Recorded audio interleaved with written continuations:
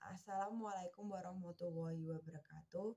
Salam sejahtera untuk kita semua. Shalom, Om Swastiastu, Namo Buddhaya, salam kebajikan. Perkenalkan, nama saya Mayla Desania Putri dengan NIM 48 2023 029. Biomekanika merupakan ilmu yang mempelajari tentang susunan dan fungsi sistem biologis pada gerak melalui pola mekanik. Kemudian di biomekanika juga berisi tentang pengantar yang berasal dari kinesiologi yang bersifat kuantitatif. Dan juga ada definisi lain yang ditawarkan oleh European Society Biomechanics, yaitu sebagai berikut. Kinesiologi dapat diartikan dengan dua cara. Yang pertama adalah sebagai ilmu gerak manusia yang dapat digunakan sebagai alat evaluasi atau menjelaskan gerakan manusia dari berbagai aspek, yaitu anatomis, fisiologis, psikologis, dan mekanis.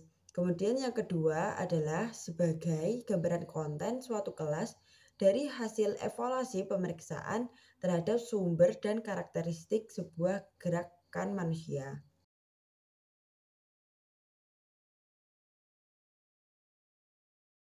Anatomi merupakan ilmu yang mempelajari tentang struktur tubuh dan juga dasar pengembangan keahlian analisis pada gerak manusia.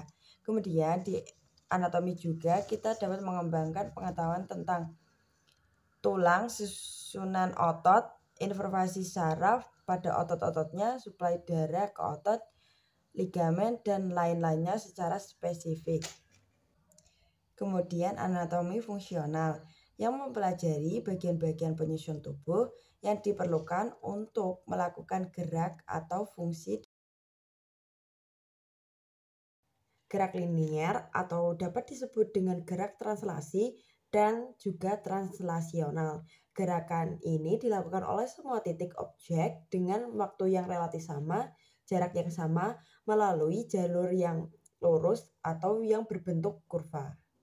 Kemudian ada gerak angular, gerakan yang terjadi beberapa titik sehingga sebagian area dari segmen tubuh atau benda yang sama tidak bergerak ke arah yang sama pada waktu yang sama juga.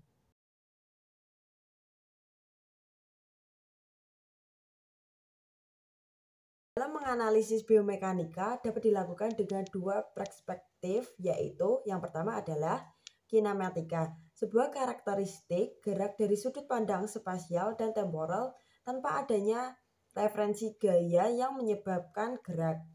Analisis ini menggunakan deskripsi gerak untuk menentukan seberapa cepat suatu objek yang bergerak. Yang kedua, kinetika, sebuah area ilmu yang memeriksa gaya yang bekerja pada suatu sistem seperti tubuh manusia atau sebuah benda.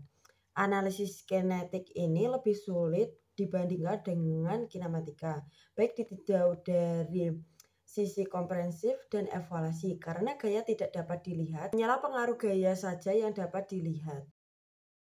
Statis adalah cabang dari mekanika yang mengawati sebuah sistem yang bergerak maupun yang tidak bergerak dalam peran konstan. Dianggap juga sebagai equilibrium. Kemudian ada dinamis, sebuah cabang mekanika yang dapat digunakan sebagai alat evaluasi dari macam-macam gerakan yang mengalami akselerasi. Dinamika menganalisis gerakan dengan menggunakan pendekatan kinematika atau kinetika.